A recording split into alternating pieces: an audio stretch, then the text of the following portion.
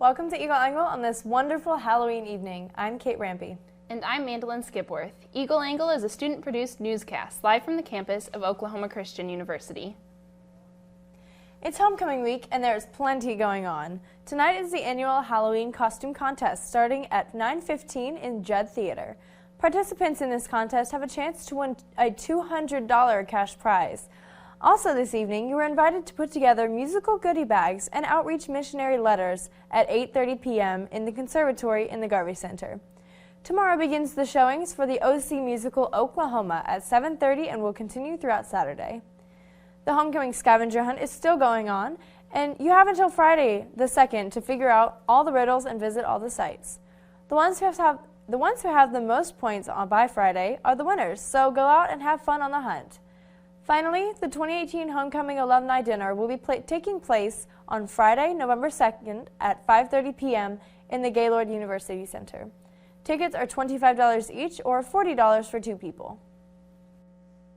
Of course, other than the events that are happening before homecoming, there are a slew of activities on homecoming day itself.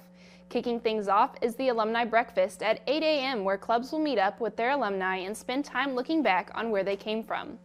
After this is the parade at 11 a.m. where clubs and a few other organizations on campus get to show off their hard work and give the community a show to remember.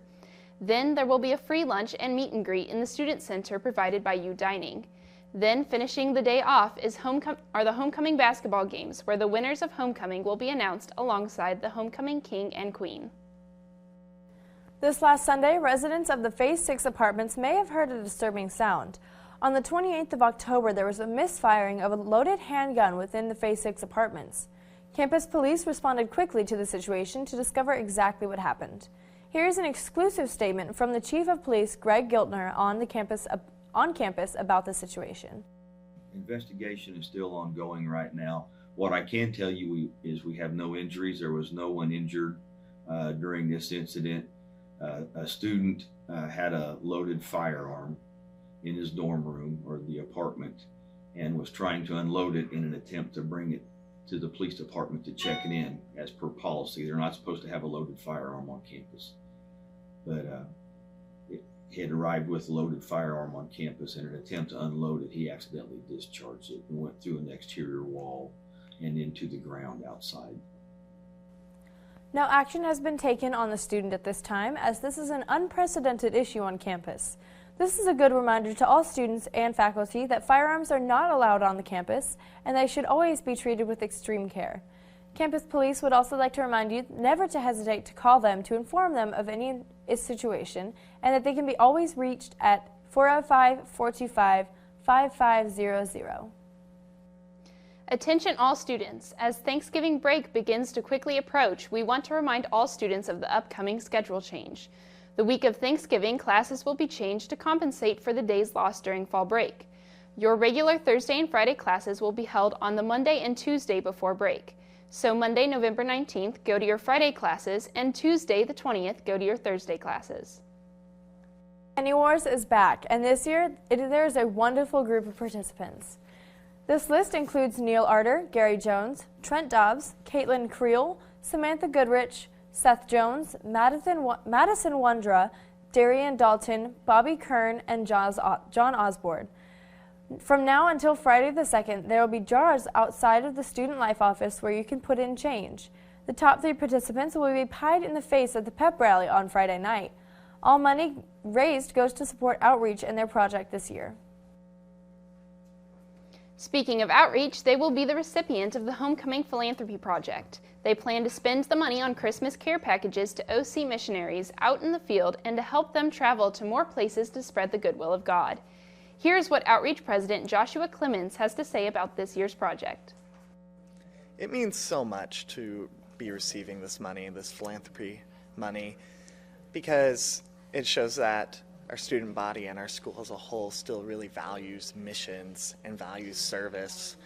And it just shows that that's one of the core things that OC was built on, was missions and service, spreading the gospel and helping others who are less fortunate than us. And it means a lot to me because that's that's the main reason I came to OC, is because I wanted to get into missions, and it's just great to see that core value is so prevalent in our student body. The money is going specifically towards missionary care packages that we're going to send to missionaries by Christmas this year, and that's just to encourage them, because a lot of missionaries go through persecution. They go through different struggles in their ministries, whether that's people who aren't living out a Christian life, the people that they're ministering to, or that's going through persecution and suffering and being harassed or tortured sometimes for their faith. And so we just want to send that as an encouragement to let them know we're still praying for them and God still is with them. And any money that is left over from that will go to our spring break mission trips. We're going to Tipton, St. Louis, Marshall, Illinois, and to New Iberia in St. Louis. And we're going to do a lot of really cool things there, work with homeless ministries or with children's homes, that kind of stuff. And it's going to be really exciting to be a part of the work that God's already doing there. And we're really excited to see that. Awesome. No problem. Here in the studio we have Patricia Jeffries, who is the stage manager for this year's Homecoming musical production of Oklahoma. Hi. Tell us a little bit about yourself, Ms. Jeffries. My name is Patricia Jeffries, and as you said, I'm the stage manager and assistant director of the Homecoming Musical Oklahoma, and I'm a vocal music education student, and I'm from Mount Carmel, Illinois. Awesome. What all have you done for the production?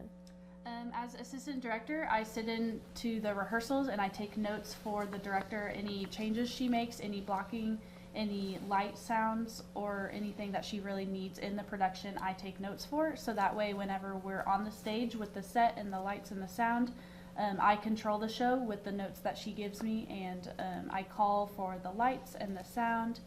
Basically, everything that happens behind the scenes that the crowd doesn't get to see is in my control. Nice, that's a lot of power. Yeah. Do you feel any kind of pressure recreating this musical that is set where we live? Definitely.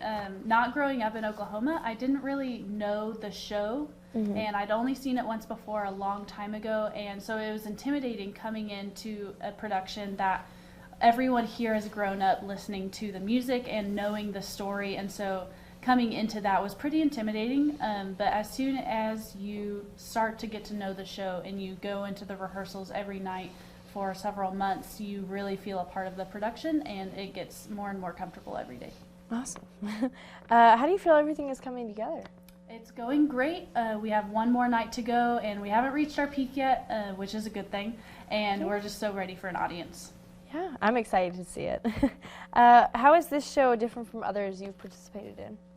It's pretty different. It's a very old musical, old style song and dance, which is fun still. It's very different from Anything Goes last year. If anyone saw that, they're going to be blown away by the differences just in style and characters and music. But it's a lot of fun. Awesome. Here's a good one. How do you feel about this probably being your last show to produce as a student? It's very weird. I'm very used to having all of my friends up on stage and the people that I've known for the past 4 years and become very close to being up there and having fun alongside them. Even though I'm off stage, I'm still there having fun, and it's going to be weird not having them next year. But I'm excited for everyone stepping into new roles, even with them gone, and I think I'll still have a good time. Awesome. So after talking about the show, how can people get tickets and what time are they? So the show runs Thursday, Friday, Saturday, 7:30 p.m. and they can get tickets at the box office here at OC. They can call or come in person to the box office or go online at oc.edu/homecoming. Awesome. I'm super excited to see it, and thank you so much for appearing on our show. Yeah, thank you. Back to you, Midland. That concludes your local news. Now on to news from around the world. In the wake of the Pittsburgh shooting, thousands gather in Texas to honor those lost in the tragedy. Patty Santos has more. Joyce Feinberg, Jerry Rabinowitz, Richard Gottfried, They were doctors, grandmothers, even Holocaust survivors. Daniel Stein. Tonight, those gathered at Temple Bethel got to know more about the 11 killed in the Pittsburgh shooting Saturday. Despite the darkness we feel today, there is hope on the horizon. The message by leaders to the crowd of more than 1,000 was find resolve to rise and reject hatred. As a human being and supporting those that, like I said, God made us all equal. It's a message that was echoed by those in attendance, standing room only at the sanctuary and the overflow room. All people of different faiths showing solidarity with the Jewish community. There's that small percentage of nuts, and sometimes they overshadow everything. And I think it's important to show that the vast majority of people are good folks. There was a high police presence at tonight's event, but leaders tell us there's been so many incidents and so many attacks in the past that this is typical. I think the Jewish community has always, like many faith communities, particularly after 9/11, have really put into policies and procedures having to do with security. So it's our community that's at stake. It's our people. It's our religion. The King couple says the nation needs prayers followed by actions. If you can't feel safe in your place of worship, where can you feel safe? Patty Santos, KSAT 12 News. In the aftermath of the shooting in Pittsburgh, President Trump and Melania Trump, the First Lady, visited the Tree of Life Synagogue to pay their respects. We go to Omar Jimenez for more. President Trump and members of the First Family visiting Pittsburgh Tuesday to pay their respects to the victims and community of the synagogue massacre. Several local lawmakers, including the governor and Pittsburgh's mayor, have declined invitations to meet with the president after some asked him to postpone his visit. Others say he's welcome. The President of the United States is always welcome. I'm a citizen. He's my president. He's certainly welcome. Protesters, however, are not welcoming Trump's visit. One local leader says now is not the time for politics. Today and the next few days is really a time for us to try to heal. We would hope there would be no distraction among politics at this point. No rallies, no events, no photo ops, none of those kind of things. We just need time to heal. Meanwhile, the first funerals for victims also taking place Tuesday were met with crowds of people and long lines to say their goodbyes. You're going to end. It's just so senseless. The chief prosecutor in Istanbul said that the body of Saudi journalist Jamal Khashoggi was dismembered after he was strangled, which occurred as soon as he entered the Saudi consulate in Istanbul. The Turkish authorities said the victim's body was dismembered and destroyed following his death by suffocation. On Friday, Turkish President Erdogan demanded that Saudi Arabia reveal the location of the body and turn over 18 suspects. This all comes after multiple stories from the Saudis that do not line up with each other. The stories range from not having any knowledge of the event to rogue operatives that are believed to have ties to the Saudi crown prince. Turkish investigators are looking for clues to the whereabouts of the body. Weeks before the migrant caravan from Central America arrives at the United States border, President Trump says that he wants to end birthright citizenship with an executive order. Pamela Brown has more on the situation. As President Trump heads to Pittsburgh, facing criticism on his inability to unite the country following a week of violence, he's now working hard to change the conversation. We're the only country in the world where a person comes in, has a baby, and the baby is essentially a citizen of the United States for 85 years with all of those benefits. It's ridiculous. It's ridiculous. And it has to end. The president proposing to change the Constitution, one he pledged to uphold. Preserve, protect, and defend the Constitution of the United States. The Constitution of the United States. By ending birthright citizenship with an executive order. It was always told to me that you needed a constitutional amendment. Guess 14th what? Amendment. You don't. You don't. Except you do, according to constitutional scholars. Why? The 14th Amendment states, all persons born or naturalized in the United States and subject to the jurisdiction thereof are citizens of the United States and of the state wherein they reside. If the president does sign an executive order, it is likely to be immediately challenged in court. Some in Trump's own party already saying trying to change the Constitution is a bad idea. You cannot end birthright citizenship with an executive order. Constitutional reality aside, the political bottom line is Trump is appealing to his base by changing the topic to one of his signature issues, immigration. The administration also announcing it would deploy more troops to the southern border, even though a large group of migrants are weeks away from arriving. I called up the military. This caravan is not, they're wasting their time. They are not coming into the country. What's the military going to... Trump is sending 5,200 active duty troops to join the 2,092 National Guard troops already on the U.S.-Mexico border. Altogether, that's more than the total number of troops serving in Iraq. But a week before the midterm elections, Trump argues the move isn't political. When you looked at that bridge loaded up with people, that's called an invasion of our country. This has nothing to do with elections.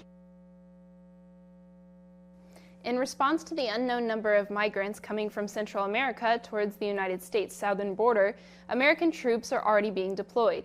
We go to Jessica Delgado for more. Cargo planes loaded with heavy equipment, vehicles, and materials are among what's been sent to major military bases like Joint Base San Antonio-Lackland. They'll serve as staging areas for the 5,200 troops heading to the southwest border, including special operations teams, some for riot control, in advance of an unknown number of Central American migrants possibly reaching ports of entry or points in between. The units that are normally assigned weapons, they are in fact deploying with weapons. But the commander of the U.S. Northern Command says even so. Everything that we are doing is in line with and adherence to Posse Comitatus. The NORTHCOM commander says the military and its resources will be used only in a support role. At a news conference Monday, the Commissioner of U.S. Customs and Border Protection was asked whether the deployment was actually a campaign ploy. No, this is a law enforcement operation from CBP's perspective, and we partner with DoD all the time to help secure our border. Saying the deployment is the latest example of demonizing immigrants still 1,000 miles away, Congressman Joaquin Castro of San Antonio says this is a tactic used to instill fear among the American people, undermines the readiness of the military, and is a waste of federal resources as the National Guard is already deployed to the border. Castro says the president should let the military defend against actual threats instead of those manufactured to divide our nation. Senate Majority Whip John Cornyn on Monday told a radio host, "We need to surge all parts of our national authority and power here to deal with this, both diplomatic dealings with Central America and Mexico." Last week, Megyn Kelly's morning show was canceled despite her contract going through the year 2020. This has led to a legal battle about Kelly's exit agreement. NBC is said to be reluctant to pay the rest of her 3-year contract, which is reportedly worth $69 million. Kelly's lawyer, Brian Friedman, said on Wednesday in a statement, "Despite my efforts to handle this process confidentially, NBC News is allowing the media to run with completely false and irresponsible reports that disparage Megyn by erroneously claiming that she has ever asked for more money than her contract requires." NBC responded with its own statement. Unlike Mr. Friedman, who has repeatedly commented to the media throughout the negotiations, we respect the confidentiality of the process and we will not comment until it reaches its conclusion. This concludes your national news segment. Up next, Jonathan Cleverden joins us here with your weather report.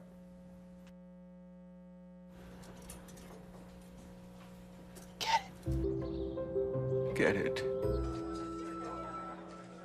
Get it. Get it.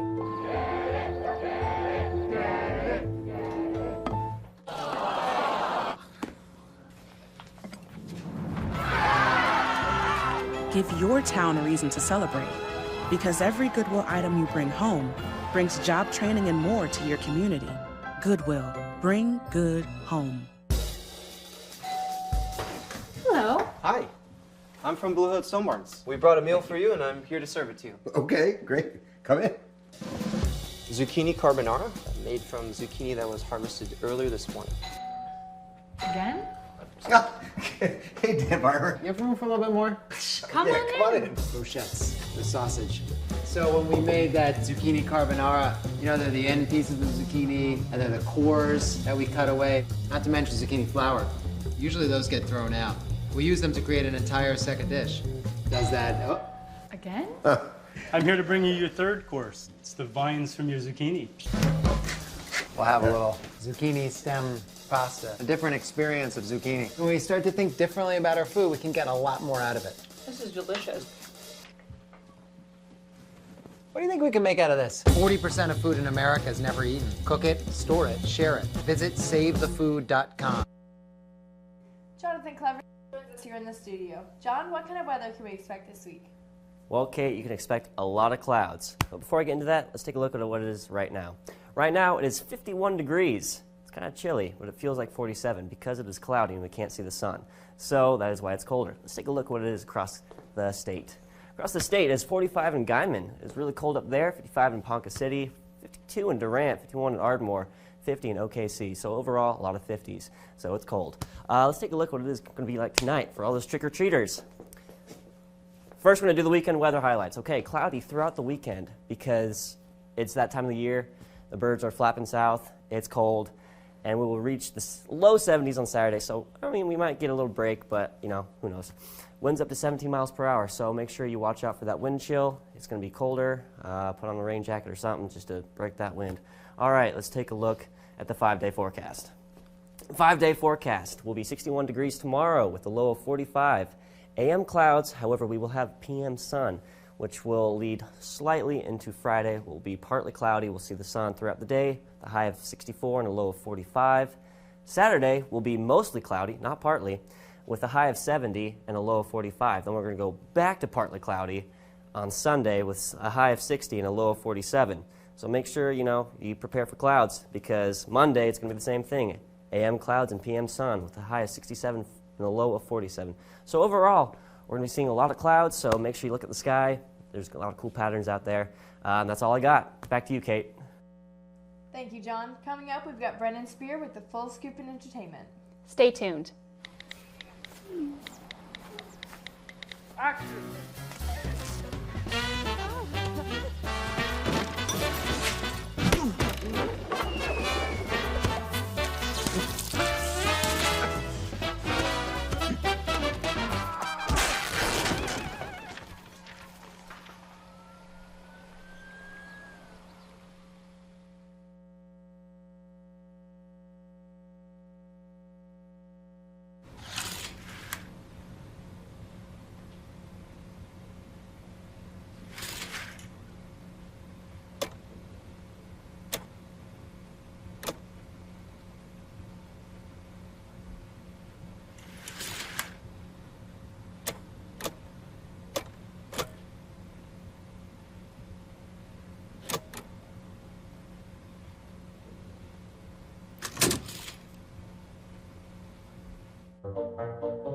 They call me Prince like I'm royalty or something. But the places I've lived ain't no palaces. So I don't need grilled salmon or a new scratching post. Just give me a cardboard box and a can of tuna and we're good. You can even change my name. I'm cool being the kitty formerly known as Prince.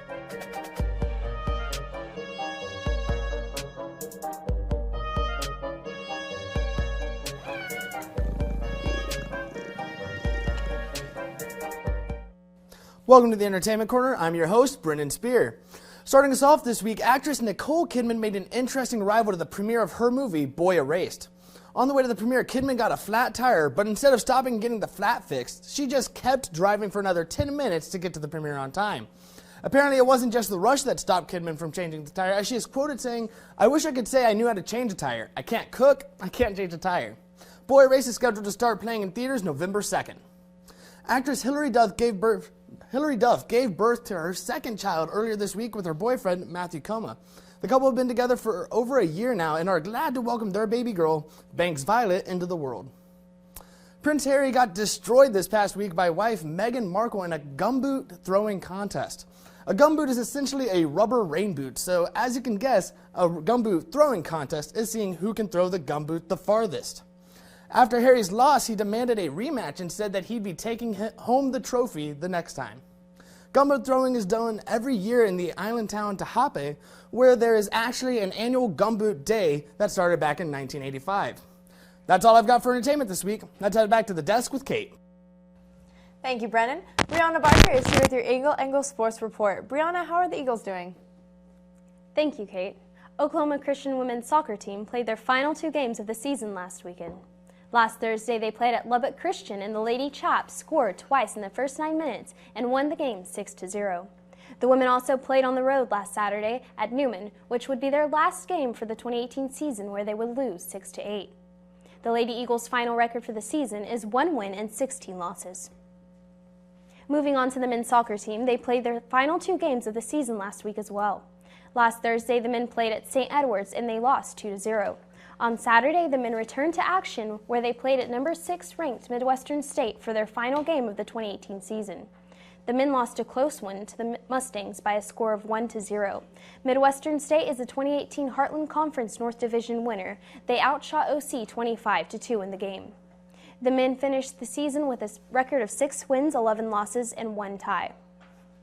The OC women and men's swimming team participated in the Maroon and Gray Inter-Squad meet at the Edmond YMCA Recreation Aquatic Center in Edmond, Oklahoma last Friday. Swimmers were split up into 2 teams, Maroon and Gray. Freshman Zach Hawes and sophomore Dylan Ingram did the 100 breaststroke in 58 seconds. Each was very impressive for the team. On the women's side, sophomore Jamie McGarrigle won the 100-yard freestyle with 53.31 seconds. The Gray team beat the Maroon team by a score of 245-203. Both women and men's teams' next tournament will be at the Tiger Invitational in San Antonio, Texas, November 16th to 18th.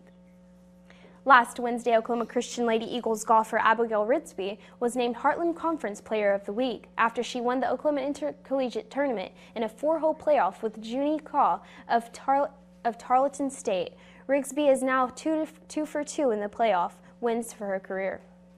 This was her second tournament win, and she is the 4th OC women's player record to multiple tournament victories, where she joined Anna Ares Cadaleas, Kate Goodwin, and Audrey Maish. Rigsby is the second women's golfer to win this award this fall. Junior Kate Goodwin won the same award September 26th and October 3rd. Abigail was also named Eagle of the Week on Sunday by the OC Athletics Department. The Eagle of the Week award recognizes the top performer in OC athletics. Congratulations, Abigail. The OC women's and men's basketball teams kick off their respective season this Saturday, November 3rd, as part of OC Homecoming. After the homecoming festivities in the morning, the women will play at 1 as they will take on York Panthers. After the women's game is over, the men will take on the Manhattan Christian Thunder at 3 p.m. If you cannot make it to the game, you can watch Eagle Sports Network, which is a student-produced broadcast on OCEaglemedia.org. Hope that you will tune in. As part of the homecoming celebrations this year, it was announced by OC Athletic Director David Lynn on October 10th that the 1968 men's basketball team will be honored. The team will be honored as the university's first team of distinction, which is an honor created by the OC Athletic Hall of Fame Committee to recognize squads that made a distinct mark on the OC Athletic Department. The 1968 OC men's basketball team went 18-4, and they were the first ever OC squad to qualify for the NAIA tournament, where they beat #1 ranked Northeastern State in a best-of-3 series to win the district championship and make the 32-team national championship, where they were seeded 4th and were upset first round of the national tournament by Fairmont State 78-75. This has been your Eagle Angle Sports.